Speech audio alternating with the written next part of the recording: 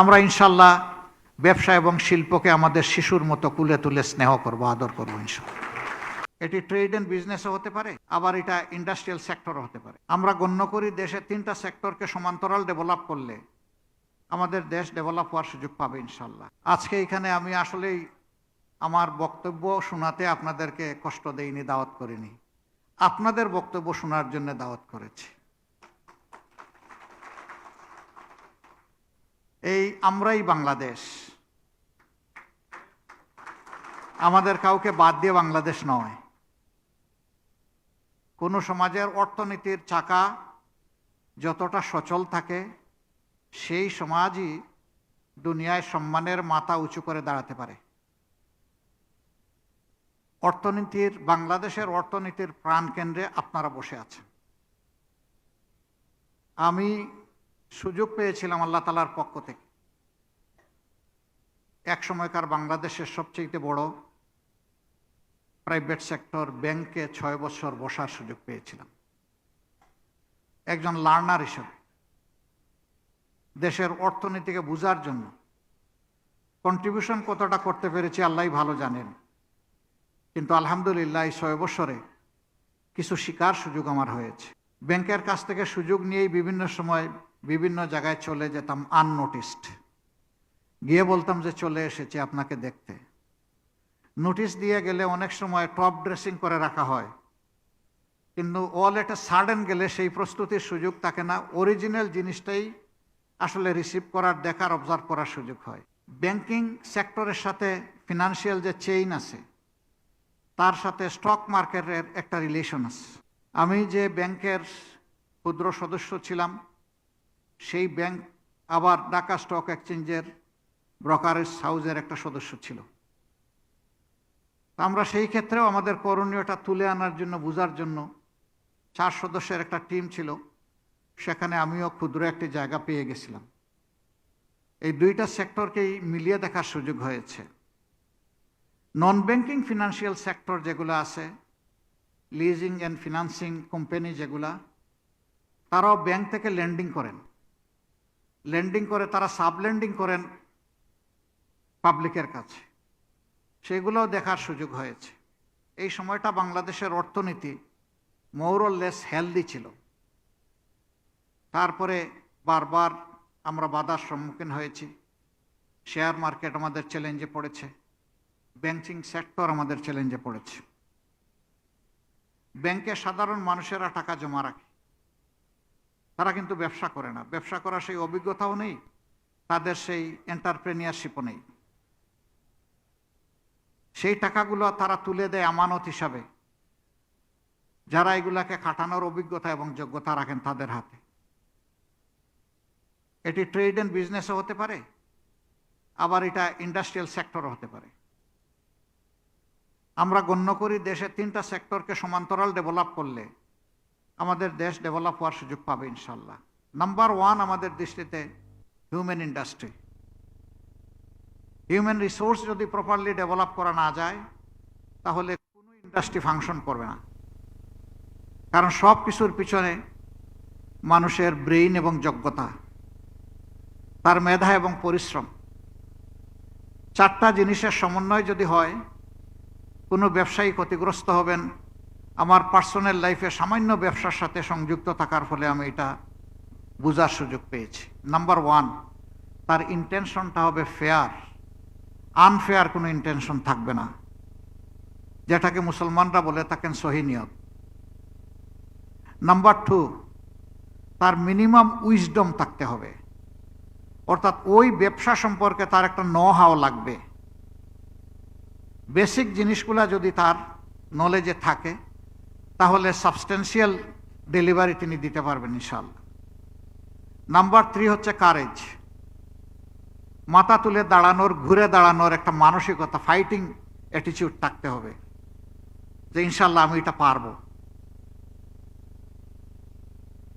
আমরা 27টি কোম্পানির উপর সার্ভে করেছিলাম, যেগুলো বাংলাদেশে বলতে পারেন বিজনেস ম্যাগনেট। অনেকে জানেন, আবার অনেকে জানেন না তাদের কোম্পানির উপরে যে আমাদের সার্ভে হয়েছে। আমরা দেখতে পেলাম 27টির মধ্যে 21টি কোম্পানি এমন যাদের বাপদাদার কোনো পুঁজি তাদের কাছে রেখে যাননি। নিজেরা ক্ষুদ্র পুঁজি নিয়ে, তার ইন্টেনশন নিয়ে, তার কারেজ নিয়ে এবং তার যে ইনিশিয়েটিভ সেইটা নিয়ে তিনি এগিয়ে এসেছেন।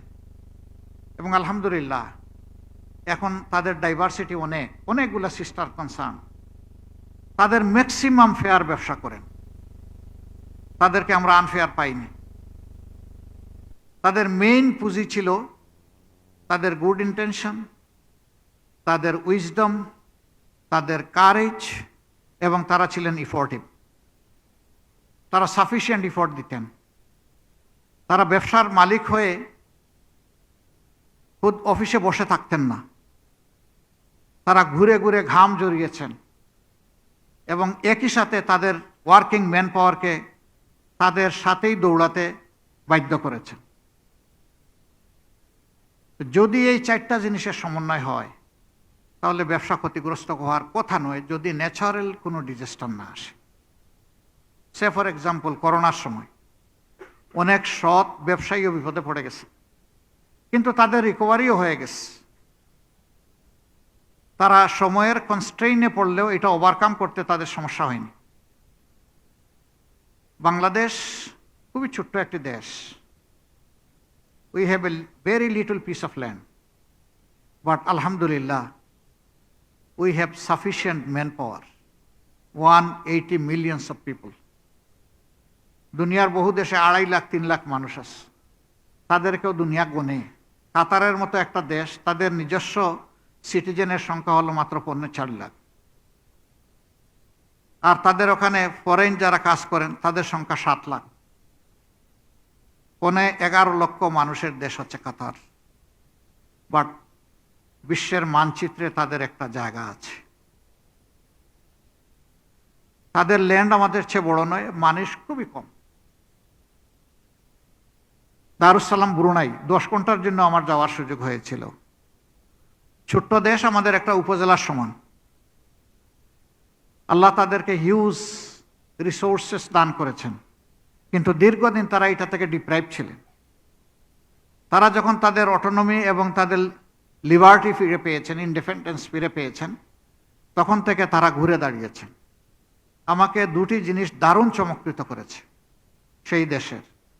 নাম্বার 1, রাজার বাড়িতে কোনো হিউম্যান সিকিউরিটি নাই। আমি অবাক হয়ে গেলাম যে মানুষের তো শত্রু থাকে, যত ভালো মানুষ হোক, তার নাই কেন? আমার গাইড, তিনিও একজন ওই দেশে আমাদের বাংলাদেশি একজন মেডিকেল কনসালটেন্ট।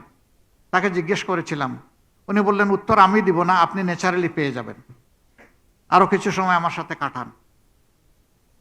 তাদের রিসোর্টগুলোতে গেলাম, 7 স্টার হোটেলে গেলাম, তাদের ট্যুরিস্ট স্পটে গেলাম, তাদের দেশটা ঘুরে দেখলাম। একটা মেডিকেল কলেজে ঢুকলাম, একটা হসপিটালে ঢুকলাম, একটা ইন্ডাস্ট্রিতে ঢুকলাম। 10 ঘন্টার ভিতরে এই সব কাজ। সেখানে কোনো পাবলিক ট্রান্সপোর্ট নাই, ট্রাম নাই, রেলগাড়ি নাই, বাস নাই। একজন লেবার, প্রত্যেকের একটা ট্যাক্সি আছে, কার আছে মিনিমাম। একটা পর্যায়ে আমার গাইড বললেন যে আপনার কিসমত সম্ভবত ভালো। আমি বললাম যে আমার তো কিসমত এমনিই ভালো আছে, সম্ভবত ভালো হবে কেন, নাইলে এখানে আসলাম কিভাবে? বললো যে না, আপনি সম্ভবত রাজার সালাম পেয়ে যাবেন। রাজার সালাম? বলে যে হ্যাঁ, ওয়েট ফর মিনিট। দেখি যে 1 মিনিটের ভিতরে কিং নিজেই তার জিপটা ড্রাইভ করে আসতেছেন। তার আগে পিছে কোনো এসকর্ট নাই, ইভেন একটা বাইকও নাই। তিনি ডান দিকে ড্রাইভ করে সালাম দিয়ে দিয়ে যাচ্ছেন, শুধু আমাকে না, তার সমস্ত জনগণকে। আমি বললাম দ্যাট ইজ হোয়াই, তার কোনো এনিমি নাই। যে তার প্রত্যেকটা নাগরিককে সম্মান করতে জানে, তার এনিমি থাকবে কেন? সন্ধ্যাবেলা গেলাম ওয়াটার ভিলেজ ভিজিট করতে। মনে হলো যেন সেখানে আলহামদুলিল্লাহ জুনাকি চমকাচ্ছে, এত সুন্দর করে ডেকোরেট। সেই ভিলেজের উপরে শুধু ইউনিভার্সিটি ছাড়া এভরি সোশ্যাল ফেসিলিটি আছে। কলেজ আছে, হসপিটাল আছে, স্কুল আছে, মাদ্রাসা আছে, আরও যত নাগরিক সার্ভিস পরিষেবা সব আছে। তাই আমি বললাম যে এত কস্টলি এস্টাবলিশমেন্টে এখানে গেল কেন তারা? তখন গাইড জবাব দিলেন যে এরা বংশগতভাবে পানির সাথে মিলেমিশে আছে, ফিশিং হলো তাদের পেশা, তারা পানি ছাড়তে চায় না। তখন রাজা বলেছে, ওকে পানিতেই থাকো, তবে সমতলের মতোই থাকবা, কোনো কিছুর অভাব হবে না। আমি জিজ্ঞেস করলাম, আমাদের যে সমস্ত লোক এখানে কাজ করে, ছোট ছোট কাজ, তাদের স্যালারি কত? তখনকার হিসাবে আমি দেখলাম যে 1,10,000 পর্যন্ত আছে, নিচে 80,000। আমি জিজ্ঞেস করলাম, এরা চলাচল করে কেমনে? বলেছে, এদেরও প্রত্যেকের একটা করে ট্যাক্সি আছে, অভাব নেই। এই দেশটা দুনিয়ার সবচেয়ে ধনী দেশ নয়, কিন্তু তাদের পরিবেশ সবচেয়ে ধনী। এই দেশে কোনো ডিস্যাটিসফ্যাকশন নেই, প্রত্যেকটি মানুষ তার নিজেকে নিয়ে স্যাটিসফাইড। বাট আমি যদি আমাদেরকে প্রশ্ন করি, হোয়াট অ্যাবাউট উই পিপল, তাহলে অবভিয়াসলি আনসার আসবে, উই আর নট স্যাটিসফাইড। যিনি ব্যবসায়ী তিনিও স্যাটিসফাইড না, যিনি হোলসেলার তিনিও স্যাটিসফাইড না, যিনি রিটেইলার তিনিও স্যাটিসফাইড না, যিনি কনজিউমার তিনিও স্যাটিসফাইড না, যিনি ম্যানুফ্যাকচারার বা প্রডিউসার তিনিও স্যাটিসফাইড না। প্রত্যেকটার কিন্তু জেনুইন আনসার আছে কেন স্যাটিসফাইড না। আমার কাছে মনে হয়েছে সবগুলো আনসারের গোড়ায় একটা কজ রয়ে গেছে। সেই কজটা হচ্ছে নিজেকে না চিনা, হু আই এম। যদি আমরা নিজেকে চিনতে পারি, আলহামদুলিল্লাহ আমরা সবাইকে চিনতে পারব। আমি প্রাউড ফিল করি, আমি একজন সাধারণ কৃষকের সন্তান। আমি ছোটবেলা পানি এবং কাদায় গোড়াগড়ি করেছি, বাপের সাথে হাল চাষ করেছি। যারা প্রান্তিক মানুষ, যাদেরকে মানুষ খ্যাত মজুর বলে, তাদের দুঃখগুলা দেখার সুযোগ হয়েছে। একসময় বাংলাদেশে এমন অবস্থা ছিল, 2টা মাস আসলে ওই মানুষগুলার গালের চামড়া হাড্ডির মধ্যে ডেবে যেত। একটা কার্তিক মাস আর একটা চৈত্র মাস। এই 2 মাসে ফেমিন হতো, মানুষ কষ্ট করত। সেই দিকগুলা দেখে দেখে আল্লাহ তাআলা আমাদেরকে বড় হওয়ার তৌফিক দিয়েছেন। আমি কখনো ভুলবো না ওই মাটি, ওই কাদা এবং ওই পানিকে। কখনো ভুলতে পারবো না ওই মানুষের চেহারাগুলোকে। আমরা কিভাবে এখানে বসলাম, আমি কিভাবে এখানে দাঁড়ালাম, আমাদের বসা এবং দাঁড়ানোর পক্ষে শুধুমাত্র আল্লাহর দেওয়া আমার মেধা আর আমার মা বাপের সাপোর্টই কিন্তু এখানে আমাদেরকে আনে নাই। আমরা সবাই লেখাপড়া করেছি, প্রাইমারি থেকে ইউনিভার্সিটি, কেউ আবার দেশের বাইরেও করেছি। দেশের ভিতরে থাকা অবস্থায় যত লেখাপড়া করেছি, hence from primary to university, প্রত্যেকটা লেভেলে এই দেশের রাস্তার আমার একজন ভিক্ষুক ভাই এবং বোন থেকে শুরু করে আজকে জন্ম নেওয়া বেবিটা থেকে শুরু করে সবার কন্ট্রিবিউশন আমার পিছনে আছে। সবার ট্যাক্স এবং সবার উপর লোনের যে ইকুয়াল ডিস্ট্রিবিউশন, পর্শন, ওইটাই আমার প্রাইমারি স্কুলের স্কুল গড়ে দিয়েছে। আমার শিক্ষকের বেতন দিয়েছে, পিয়নের বেতন দিয়েছে, আমার বই খাতার সরকার যে ফ্রি দেয় ওইগুলার কস্ট জুগিয়েছে, আমার সন্তানকে এখন জুগাচ্ছে, একেবারে ইউনিভার্সিটি পর্যন্ত। এখানে সবার কন্ট্রিবিউশন। আমাদের দেশের গরিব মানুষেরাও কিন্তু ট্যাক্স দেয়। যারা বড় বিত্তশালী মানুষ তারা আরো বেশি দেন। গরিবরা যখন কিছু কিনতে যায় তাদেরকেও ব্যাট দিতে হয়, ভ্যালু এডেড ট্যাক্স দিয়েই তার সন্তানের জন্য কিনতে হয়, নিজের জন্য কিনতে হয়। নিউবর্ন বেবির জন্য যদি কেউ কিছু অগ্রিম কিনতে যায়, যে আমার বেবি আগামীকাল আসবে, যেটাই আসুক, কিছু কমন জিনিস আছে এটা কিনে রাখে, সেখানেও ব্যাট দিতে হবে। কাজেই এভরিওয়ান ট্যাক্স পেয়ার, ম্যাক্রো ওর মাইক্রো, সবাই কিন্তু ট্যাক্স পেয়ার। এই ট্যাক্সগুলা মিলেই আমাদের রেভিনিউ। আর বৈদেশিক ঋণ এবং সাহায্য নিয়ে বাকি অর্থনীতির অপূর্ণ অংশটা আমাদের কাভার হয়। কাজেই আমরা যদি এই জিনিসটা চিন্তা করি যে এই সমাজ আমাকে বিল্ড আপ করেছে, আমার প্রিয় সমাজের প্রতি আমার একটুখানি দায় আছে, এই ফিলিংসটা যদি আমাদের মাঝে থাকে, তাহলে আলহামদুলিল্লাহ আমরা একটা বেটার নেশন বিল্ড আপ করতে পারব। আমরা দেখি শিল্প উদ্যোক্তাদের সাথে শ্রমিক শ্রেণীর ঝগড়া লেগে অনেক সময় ভেঙে চুরমার করে দেয়, আগুনও লাগাই দেয়। এখানে একটা ক্লেশ। শ্রমিক ভাইয়েরা যখন আসে, আমি তখন আপনাদের পক্ষে দালালি করি। আর আপনাদের কাছে যখন যাই তখন আমি শ্রমিকের পক্ষে দালালি করি, এটা আমার নেচার। শ্রমিকরা আসলে বলি, দেখো তোমার রিজেকের ঠিকানাটা ঠিক থাকলে তোমার সব ঠিক থাকবে, এটা যদি শেষ হয়ে যায় তুমিও ঠিক থাকবে না, তুমিও শেষ। সুতরাং শিল্পকে কিভাবে, ব্যবসাকে কিভাবে বাঁচিয়ে রাখবে, এতে তোমার দায়িত্ব আছে, দায় আছে। তুমি যদি সন্তানের মতো তোমার এই শিল্প এবং ব্যবসাকে ভালোবাসো, তাহলে এই শিল্প তোমাকে সন্তানের মতো তার বুকে স্থায়ী দিবে। আর তুমি যদি সময় পাস করার জন্য অথবা নিরেট তোমার নিজের সুবিধাটা নেওয়ার জন্য এখানে আসো, তাহলে তোমার দ্বারা বড় কোনো উপকার হওয়ার সম্ভাবনা নেই, বরঞ্চ তোমার ক্ষতিগ্রস্ত হওয়ার আশঙ্কা আছে। আর আপনাদের কাছে যখন যাই তখন বলি যে আপনাদের সন্তানেরা হয়তো বা অনেকে দেশেও থাকে না, অথবা কেউ কেউ থাকলেও আপনাকে হয়তো অ্যাসিস্ট করে একটু হাইয়ার পজিশন থেকে, ওখানে শ্রমিকদের সাথে গিয়ে তার কাজ করার কথা নয়। আপনার শিল্পের চাকাটা কিন্তু ওই ঘাম জড়ানো শ্রমিকরাই চালায়। এগুলাকে যদি আপনি সন্তান হিসাবে ধারণ করেন, তাহলে তারাও আপনাকে পিতা হিসাবে মর্যাদা দেবে। প্রত্যেকটা মানুষ কিন্তু একটুখানি সম্মান চায়। সে মানুষটা যে পরিমাণ শিক্ষিত হোক আর তার সামাজিক মর্যাদা যাই হোক না কেন, সবার একটা আত্মসম্মান বোধ আছে। এই জায়গায় যদি আপনি একটু স্নেহ করেন, আপনাকে সে তার সব কিছু উজাড় করে দেবে। ছোট্ট একটা প্রতিষ্ঠানের আমার সেবা করার সুযোগ হয়েছিল। আমি কোনোদিন আমার কোনো কর্মকর্তা কর্মচারীকে, পুরুষ হলে দ্বিতীয় কোনো মানুষের সামনে তার ভুলের জন্য আমি কোনো কথা বলি নাই। আমি তাকে একা নিয়ে বসতাম আর বলতাম, আপনিই তো এই প্রতিষ্ঠান, আপনি ছাড়া তো আমার এই প্রতিষ্ঠান কল্পনা করতে পারি না। এই কাজটা হয়েছে কিনা আমি জানি না, হলে তো এটা একটু অন্যরকম হয়ে গেল। তারা অকপটে স্বীকার করতো, কেউ কান্নাকাটি করতো, বলতো দোয়া করেন, এটা আমার দ্বারা জীবনে আর আরেকবার হবে না। এবং আমি স্যাটিসফাইড যে ওই ব্যক্তিটির দ্বারা এই ধরনের কাজ আর হয় নাই। আমি কাউকে গালি দেই নাই, ধমক দেই নাই, বেতন কাটি নাই, সুবিধা কাটি নাই, সাসপেন্ড করি নাই। আমি তাদের আন্তরিক সহযোগিতা পেয়েছি। মহিলা হলে আরেকজন মহিলাকে ডাকতাম, একা না ডাকে। আর ওরে আগে কসম করাইতাম, সাবধান, এটা ডিসক্লোজ করতে পারবো না এখন যত আলাপ হবে। যদি মা তুমি ডিসক্লোজ করো তাইলে তোমার ঠিকানা এখানে থাকবে না, তোমাকে এখান থেকে চলে যেতে হবে। আমি ওই মেয়েটাকে এনেছি সাহায্য করার জন্য, কিন্তু কিছু কথা বলবো, এটা হয়তো কষ্টের, তুমি এটা আর কাউকে বলবা না। যদি তুমি এই ওয়াদা রক্ষা করতে পারো থাকো, না হয় আমি অন্য কাউকে ডাকবো।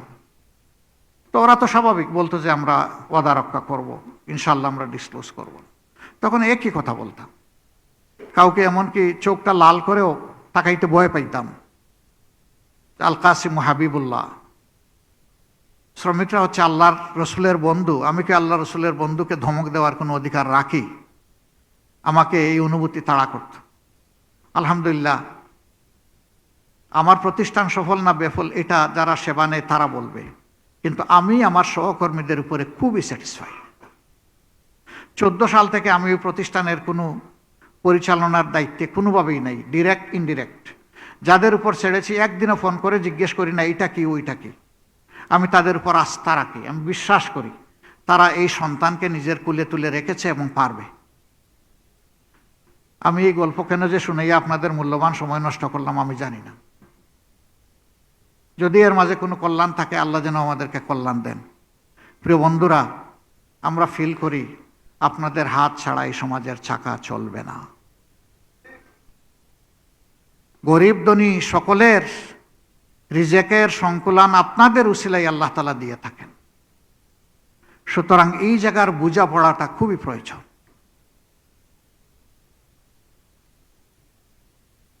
এই বোঝাপড়াটা আজকে আমি শিখব।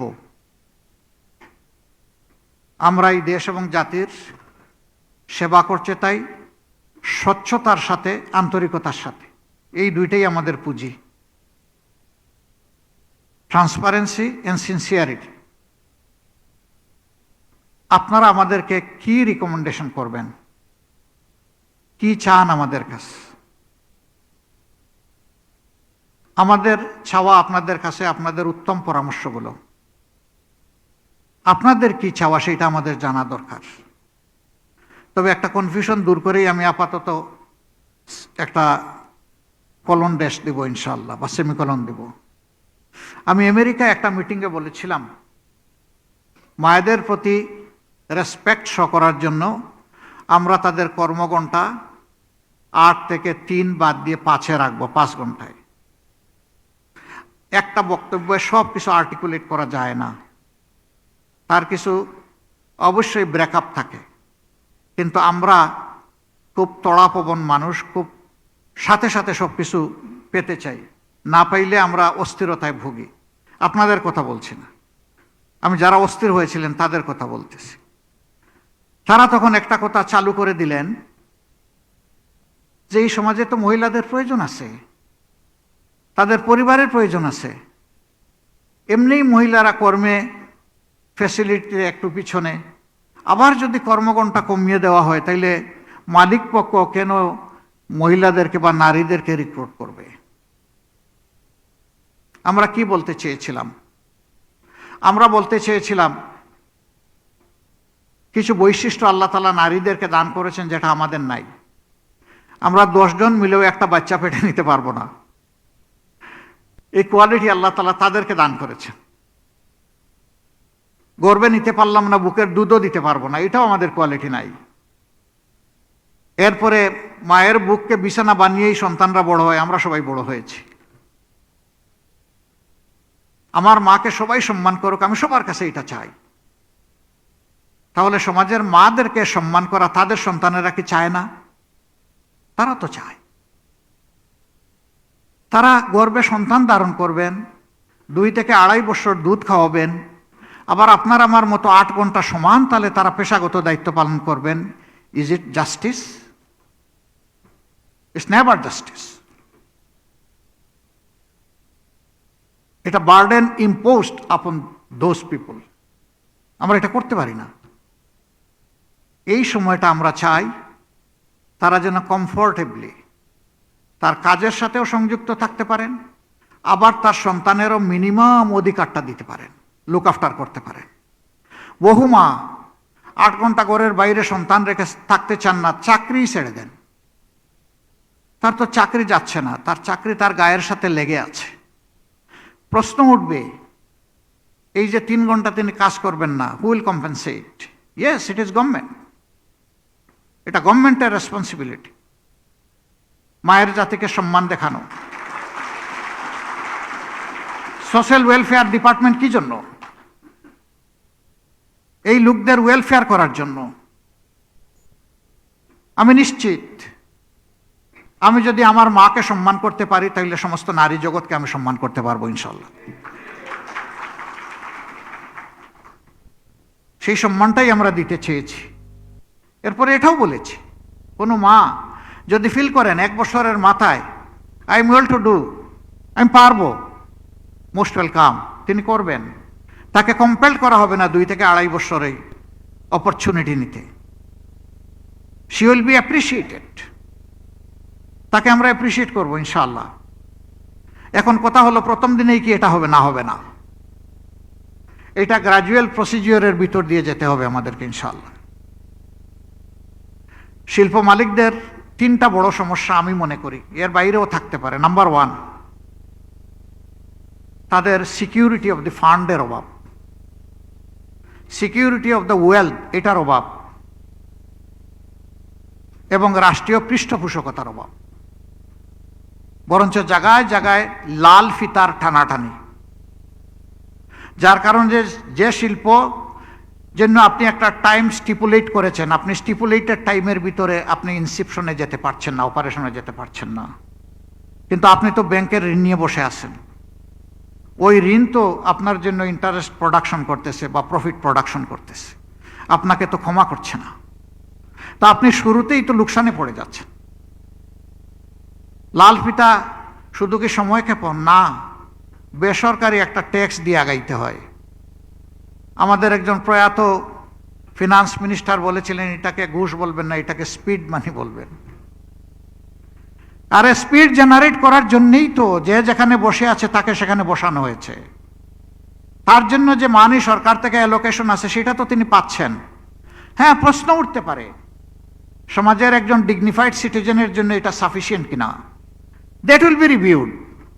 এটা রিভিউ করে তার জন্য যেটা পর্যাপ্ত সেটা করা যাবে, কিন্তু এর বাইরে আবার টেবিলের নিচ দিয়ে হাত কেন, বিকাশ নাম্বার কেন? অবশ্য বিকাশ নাম্বারে ছোট ডিল হয় না, মেগা ডিল হয় না, ছোট ডিল হয়। তো এইগুলাই তো শিল্পে প্রথমেই একটা ধাক্কা দিয়ে দেয়, যার কারণে দেশে অনেকের ইচ্ছা এবং সম্পদ থাকা সত্ত্বেও তারা ইনভেস্টমেন্ট করতে সিকিউরড ফিল করেন না। তো আমার দেশের ইনভেস্টর যারা, তারাই যদি সিকিউরড ফিল না করে, তাহলে ফরেনাররা এখানে আসবে কেন? ব্যবসায়ীরা তো interconnected, we are global citizen, আমরা এখন বিশ্ব থেকে বিচ্ছিন্ন তো না। তো এই জায়গাটা তো অ্যাসার্ট করতে হবে, ক্লিন করতে হবে। আমরা কমিটেড, আল্লাহ তাআলা সুযোগ দিলে আপনাদের এই সেবা আমরা করবো ইনশাআল্লাহ। লাল ফিতাকে টুকরা টুকরা করে কেচি দিয়ে কেটে দেব, লাল ফিতা কারো হাতে থাকতে দেব না। আমাদের নিজস্ব কোনো এজেন্ডা নাই, এজেন্ডা এতটুকু যে আল্লাহ তাআলা মানুষের আমানতের বোঝা আমাদের ঘাড়ে দিয়েছেন, we are compelled to serve the people. এটা জনগণের প্রতি কোনো দয়া নয়, জনগণ দয়া করে আমাকে সম্মানিত করেছে, এই সম্মানের মর্যাদা রাখতে হবে। এই জায়গাগুলো আমরা ইনশাল্লাহ ক্লিন করব। দোয়া করবেন, আমরা যে জায়গা থেকে শুরু করব আমাদের শরীরের সাইজ যেন 5 বছর পরে বেড়ে না যায়, আর আমাদের শ্বশুর পরিবারের সম্পদ যেন না বাড়ে। বড় ইন্টারেস্টিং ম্যাটার, সবার শ্বশুর ফ্যামিলি রাতারাতি ধনী হয়, বাপের ফ্যামিলি অতটা হয় না। আমরা ওই কালচার ভেঙে চুরমার করবো ইনশাআল্লাহ। আপনারা কষ্ট করে দেশের বুকে লড়াই করছেন নিজের ব্যবসা টিকিয়ে রাখার জন্যে, আর যারা বখরা খায় তারা জনগণের টাকা নিয়ে বেগমপাড়া তৈরি করেছে। বেগমপাড়া খারাপ কোনো জিনিস না, আমার দেশে হইতে পারে, ওইটা বিদেশে গিয়ে হলো কেন? তাহলে দেশের সম্পদ অন্তত দেশে থাকতো, একটা বেনিফিট মিনিমাম পেতাম। এখন তো জাতির আমও গেল, সালাও গেল, দুইটাই নাই। আমরা কি করব? আমরা যদি আল্লাহর মেহেরবানিতে দায়িত্বে যাই, তাহলে আমরা বুঝে সুঝে বলবো এটা ভালো জিনিস না, ফেরত দিয়ে দেন। আপনাকে অপমানিত করা হবে না, বরঞ্চ ফেরত দিলে আপনি যে রাষ্ট্রকে রেসপেক্ট করলেন, এই জন্য আপনাকে ফার্দার রেসপেক্ট করা হবে ইনশাআল্লাহ। আমরা তো সবার ওয়েলবিং চাই, তারাও তো আমাদের, তারা তো আমাজনের জঙ্গল থেকে আসেন নাই, এই মাটিতেই আল্লাহ তাদেরকে আমাদের মতো পয়দা করেছেন। আমরা তাদেরকে ইনশাল্লাহ কনসিভ করব এবং তাদেরকে আমরা ইনশাল্লাহ রেসপেক্ট করব। চাঁদাবাজ, চাঁদা দিয়ে তো শান্তি নাই, রাতের ঘুম যে হারাম করে দেয় ফোন করে করে আপনাদের। অমুক দেখা করবে, একটু সময় দেবেন, অমুক আমার ছেলে। কার ছেলে কে পরিচয় দেয় আল্লাহই ভালো জানে। এই যে ফোনটা করলো, এরপরে তো আপনার মাথায় জিম জিম শুরু হয়ে গেল, বাবারে এ কি নকল আজরাইল না আসল আজরাইল? এটা আপনারা সাফার করেন না, কিন্তু মুখ ফুটে বলতে পারেন না, ডুকরে ডুকরে কষ্ট পান, এক্সপ্রেস করেন না। আপনাদের সারা পেইন আমরা বুঝি না, কিছু হলেও আমরা ফিল করি। ইনশাল্লাহ মাথা যখন ঠিক হবে, পায়ের পাতাও ঠিক হয়ে যাবে ইনশাল্লাহ। এবং আমাদের অঙ্গীকার, আমরা মাথা থেকে সাহায্য করা শুরু করব। আমরা বলবো না যে শুদ্ধি অভিযান, সাহায্য করা শুরু করব। আমরা সবাইকে সাহায্য করতে চাই, আমরা হালাল রুজির জগতে সবাইকে ফিরিয়ে আনতে চাই। 18 কোটি মানুষের 36 কোটি হাতকে আমরা এক জায়গায় আনতে চাই। আমরা জাতিটাকে আর বিভক্ত করতে চাই না, আমরা একটা ঐক্যবদ্ধ জাতি নিয়ে সামনে ফরওয়ার্ড ড্রাইভ দিতে চাই। তবে obviously it is our young generation, যাদের হাতে আমরা ককপিটের চাবিটা তুলে দিতে চাই। সেদিন আমরা প্যাসেঞ্জার সিটে গিয়ে বসতে চাই। সন্তানেরা দেশ চালাবে, আমরা ইনশাআল্লাহ জার্নি এনজয় করবো ইনশাআল্লাহ। That will B A pleasant journey ইনশাআল্লাহ তাআলা লাজিম। আমরা সেই স্বপ্নের দেশটাই দেখছি। আল্লাহ যদি আপনাদের দোয়া, ভালোবাসা, সমর্থনে আমাদেরকে এই সুযোগটা দেন। ব্যবসায়ী বন্ধুরা, আমরা ইনশাআল্লাহ আপনাদের জন্য পাহারাদারের ভূমিকা পালন করব। কারণ আপনারা কি করেন, আপনারা লক্ষ লক্ষ মানুষকে সার্ভিস প্রোভাইড করেন। একটা মানুষকে সার্ভিস প্রোভাইড করা মানে একটা ফ্যামিলিকে লুক আফটার করা। এই যারা লক্ষ লক্ষ ফ্যামিলিকে লুক আফটার করছেন, তাদের প্রতি আমাদের দায় আছে, অবশ্যই দায় আছে। আপনারা যেভাবে এই মানুষগুলোকে কুলে তুলে রেখেছেন, আমরা ইনশাল্লাহ ব্যবসা এবং শিল্পকে আমাদের শিশুর মতো কুলে তুলে স্নেহ করব, আদর করব ইনশাল্লাহ। আল্লাহ যেন আমাদেরকে তৌফিক দেন। এখন আপনাদের মূল্যবান রিকমেন্ডেশনগুলো মন ভরে শুনবো আর শিখবো।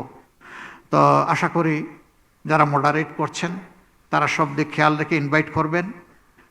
আমার এই কথায় কেউ যদি হার্ট হয়ে থাকেন, সামান্য কষ্ট পান, আপনাদের একজন অবুঝ ভাই হিসাবে আমাকে ক্ষমা করে দেবেন। আমি আগেই স্বীকার করে নিয়েছি আমার যোগ্যতা, আমার ইলম খুবই সীমিত। আমি সীমিত পুঁজি নিয়ে সাহস করে আপনাদের সাথে চলি, এই আশায় যে আপনাদের কাছ থেকে শিখব, নিজেকে পারফেকশনের দিকে নেব এবং মানুষের কিছু সেবা করার সুযোগ পাবো। সবাইকে ধন্যবাদ। আসসালামু আলাইকুম রহমতুল্লাহ।